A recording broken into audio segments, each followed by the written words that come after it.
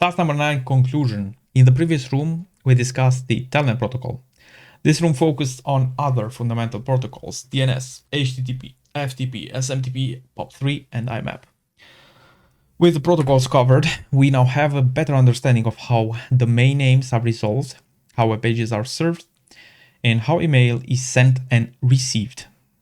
Another primary purpose of this room is to give you a good understanding of how a protocol functions behind the graphical interfaces. The table below summarizes the default port numbers of the protocols we have covered so far. So we see the protocols over here: transport protocol, like basically the protocol that we use for the protocols. This sounds weird.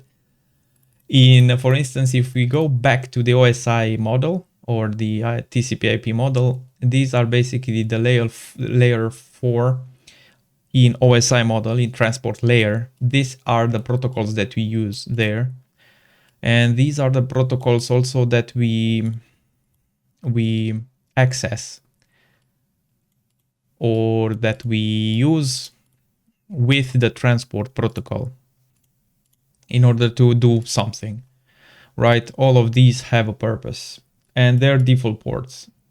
Answer the questions below. Let's try the network secure protocols and learn how to secure these protocols.